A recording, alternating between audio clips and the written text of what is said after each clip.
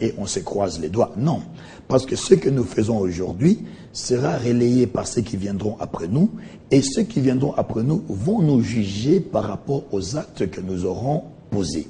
Voilà pourquoi, à vous qui êtes l'œil et l'oreille de la population, donc la presse, le média, de temps en temps, vous devez nous rappeler à l'ordre, nous, les acteurs politiques, les opérateurs politiques, lorsque nous venons faire des grandes déclarations.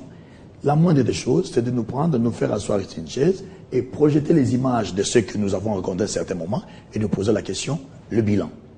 Voilà pourquoi j'ai toujours dit à mes étudiants, particulièrement à ceux de première licence en sciences politiques et administratives à l'université de Kinshasa, que l'exercice du pouvoir n'est pas un exercice facile.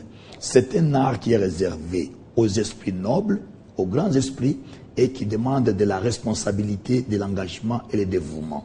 On ne vient pas en politique pour se remplir les poches, mais on vient en politique pour servir. Dans ce cadre-là, il faut aussi avoir des vrais animateurs quand on commence une nouvelle configuration de l'État.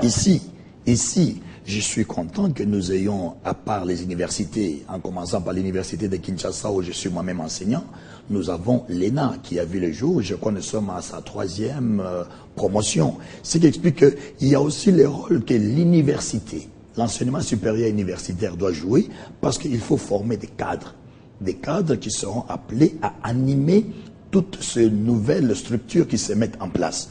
Il ne faudrait pas ce qu'on puisse créer, mais on n'a pas d'animateur. Non, il ne faudrait pas ce que nous nous retrouvons dans la situation telle que nous connaissons. On construit des maisons sans avoir un plan d'urbanisation. Donc, tous ces chantiers qui est en train de se mettre en place doit être accompagné par un chantier humain, et ce chantier humain doit être couronné par la mentalité.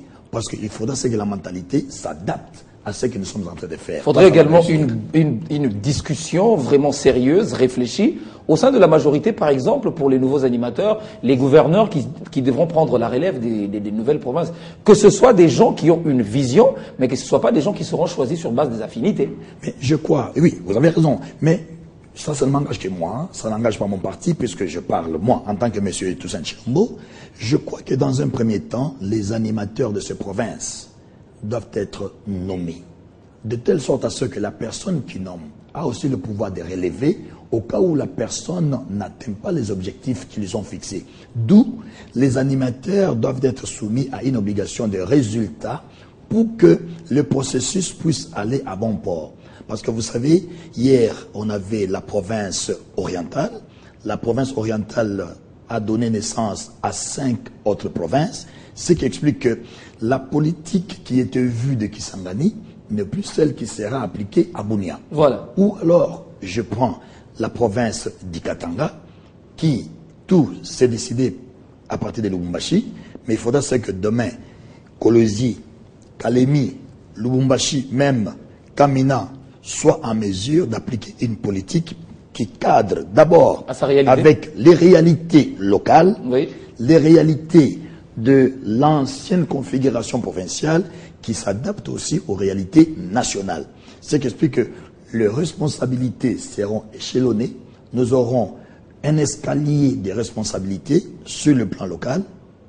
Donc vraiment ceux qui sont au fait, au quotidien avec la population, un peu à l'échelon supérieur et arriver à l'échelon national. D'où les rôles renforcés des assemblées provinciales. Parce que le contrôle doit être assuré, parce que celui qui gère doit être contrôlé de telle sorte à ce qu'il puisse être un bon manager. Vous avez raison de dire que les personnes, les animateurs de ces structures doivent être des managers. Donc ils ne doivent pas se comporter seulement en tant que politiques, mais ils doivent avoir plusieurs casquettes.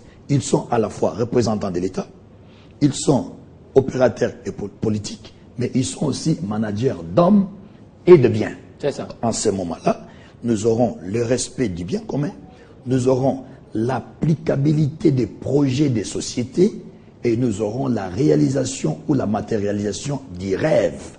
Parce que le président de la République qui a impulsé le découpage et la décentralisation attend qu'il soit jugé par rapport aux résultats. Très bien. Et ce résultat ne peut être obtenu que les animateurs, ses collaborateurs et ses représentants des hommes de confiance, sont en mesure d'appliquer la vision que lui a et l'accompagne. Donc vous avez raison quand vous me dites que est-ce que nous sommes en mesure, je vous dirais, avec modestie, oui. Très bien. Merci, professeur. J'aurais bien voulu continuer avec vous, puisqu'il y a énormément de questions à vous poser, mais vu le temps, avec le nouveau format des émissions sur le sur Canal+. Professeur, il y a un sujet qui dérange ces derniers temps, un sujet vraiment très alarmant concernant l'enterrement collectif. Je ne sais pas, vous, en tant que professeur d'université, comment vous l'appelez, comment vous le qualifiez? Vous qualifiez ça une tombe commune ou bien une fosse commune? Est-ce que vous êtes fier aujourd'hui d'appartenir à la République démocratique du Congo et au régime actuel quand on sait qu'aujourd'hui qu'on a enterré des gens sans honneur, sans respect de la personnalité? Oui, écoutez, Floride, je crois que la question que vous posez a fait couler beaucoup d'encre. Oui. L'eau a coulé sous beaucoup de ponts. Et il a fallu à ce que nous puissions réajuster notre manière de communiquer. On a peu communiqué ou on n'a pas beaucoup communiqué quant à ces sujets et ça prêtait à beaucoup de confusion.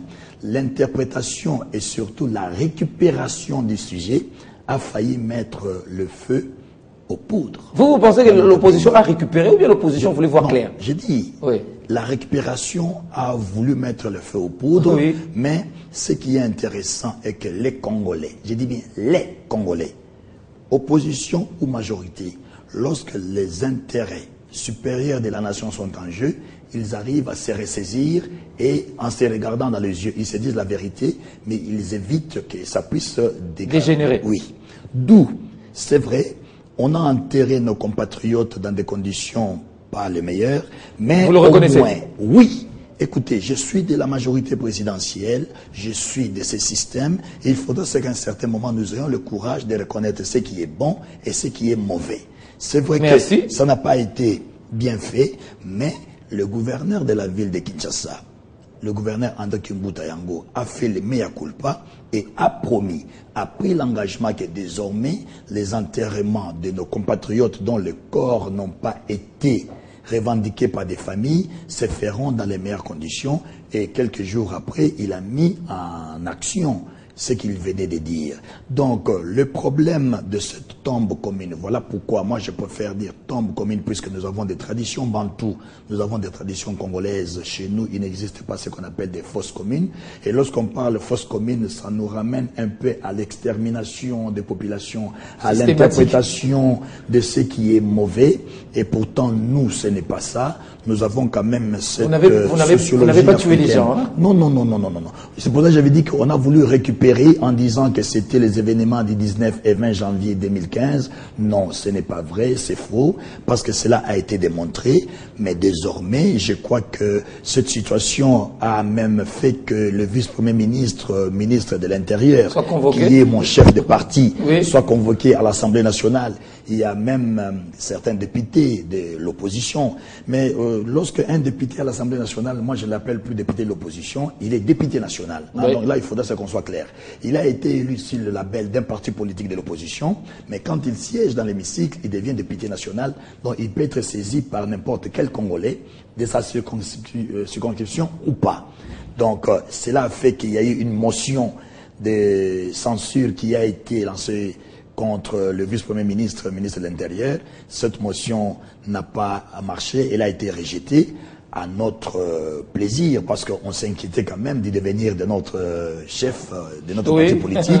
Mais oui, il faudrait aussi à ce qu'on puisse dire que désormais, lorsqu'il y aura ce genre de manifestation, nous devons y mettre la forme et aussi développer la communication tout autour. Très bien. Professeur, nous avons fini avec vous, mais n'ayez pas peur d'une enquête internationale. N'ayez pas peur. Il n'y a pas de problème. Je crois que le gouvernement de la République est prêt, voire même le procureur général de la République avait demandé à toute personne détenant une information de s'adresser à son bureau ou de s'adresser au procureur de Kinkole, ce qui explique que la volonté de clarifier les choses, elle est là. Voilà, on a fini cette émission, c'est quand même une tache d'huile sur votre gouvernement ou votre régime. Il n'y a pas de problème, nous allons nous amender. Professeur Tshilombo, ancien ministre de l'Information, cadre du parti présidentiel, PCA, oui, de CEP Congo, merci d'avoir répondu à quelques-unes de nos questions, même si nous n'avons pas eu le temps de toutes les épuiser. Merci d'avoir répondu. Merci de m'avoir invité. Merci de nous avoir suivis. Portez-vous bien, à très bientôt, avec le même plaisir.